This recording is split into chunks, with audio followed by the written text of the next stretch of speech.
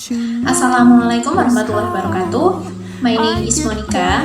So now I will tell you a story about Cinderella. Me and you and awkward silence. Don't you dare look at... Once upon a time, a girl named Cinderella lived with her stepmother and stepsisters. It was Cinderella who had to do all the house chores. Cinderella couldn't stay clean from all the ashes and cinders by the fire.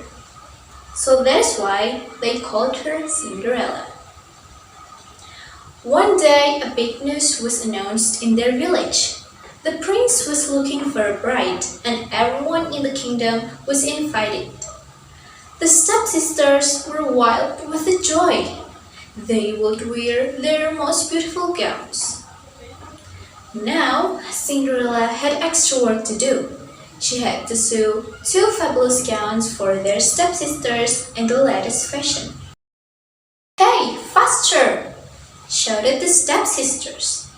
"You call that a dress?" screamed the other. "Oh, dear, when will I?" said Cinderella. "When will you what?" said the stepmother. "Well, when will I have a time to make my own dress for the ball?" said Cinderella. "Who said you were going to the ball?" said the stepmother. "They'd never let that mess in the front door," said the stepsisters. Cinderella thought to herself, "Well, I may look like a mess, but I'm not a mess, and if I could, I would go to the ball." Soon the big day came. The stepsisters and stepmother were ready to leave for the big night.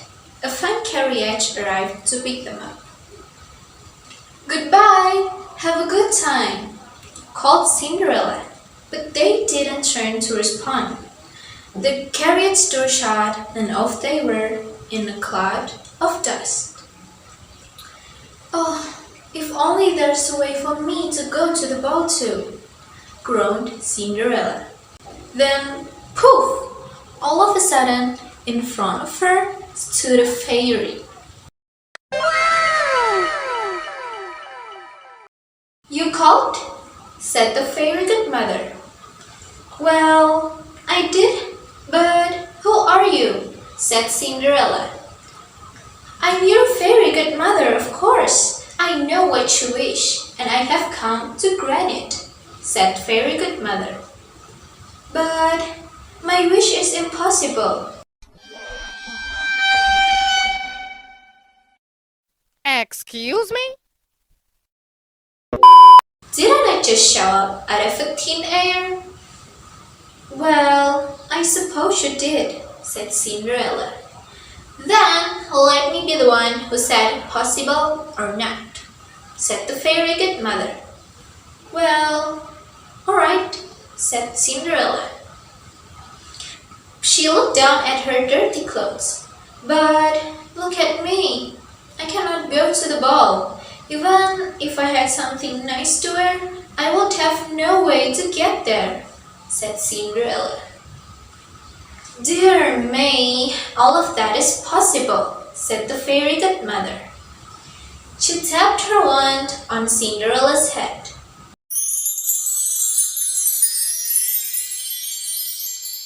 At once, Cinderella was perfectly clean.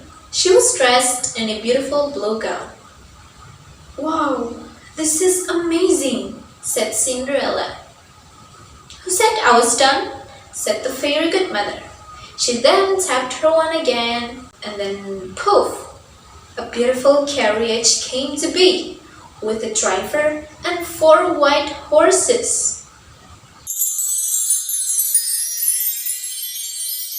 "But there's one thing you must know," said the fairy godmother. What is that?" said Cinderella. "The magic will last only to midnight. Everything will go back again to how it was before," said the fairy godmother. "Then I must be sure to leave the ball before the midnight," said Cinderella. "Smart cookie," said the fairy godmother. She then stepped back. Well, my work here is done. In a puff of smoke, the fairy godmother was gone. Cinderella looked around. Wow, did that even happen? But there she was, in a beautiful blue gown with a driver and 4 horses. She then stepped into the carriage and they were off. During the ball, the prince felt despondent. He seems not satisfied with all the young women in the ball. Someone pointed at the front door of the ball at the top of the stairs. All heads turned. Who was that lovely maiden stepping down the stairs? No one knew.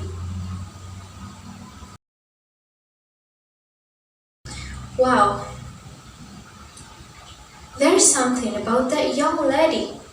I will ask her to dance, said the prince. He walked over to Cinderella. Have we ever met?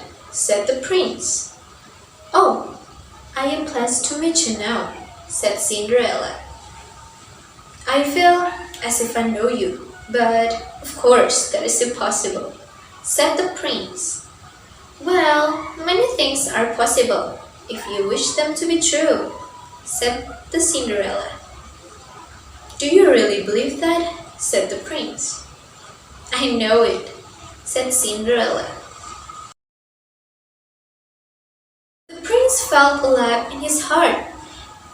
He and Cinderella danced, talking and laughing. In fact, they doing it so long that Cinderella didn't see the clock.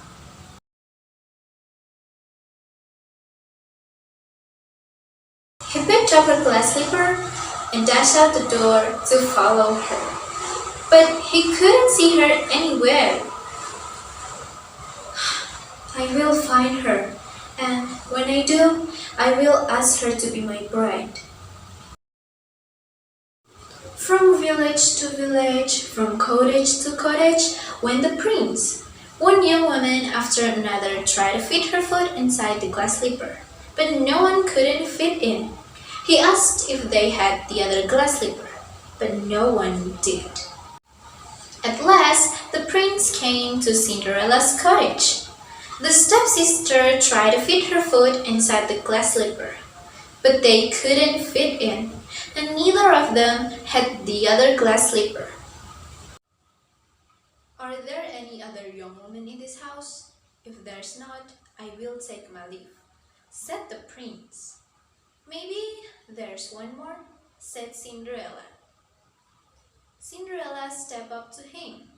The prince got down on one knee and tried the glass slipper on her foot. It fit perfectly. Well, I suppose I have the pair back again, said Cinderella. And from her pocket, she took out the other glass slipper. What? Not her! This cannot be, said the stepmother. But it was too late. The prince looked down into her eyes.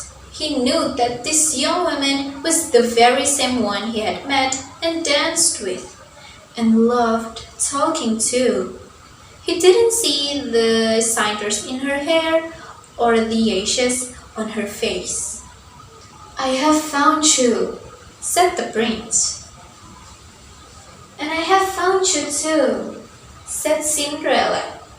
And so Cinderella and the prince were married, and they lived happily ever after. So the moral of the story is, good people will get their reward, while bad people will get their karma.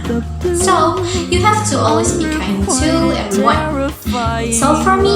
Thanks for watching. I'm sorry if I had some mistakes. Wassalamualaikum warahmatullahi wabarakatuh. This off my chest, I'm telling you today that when I talk to you, oh Cupid.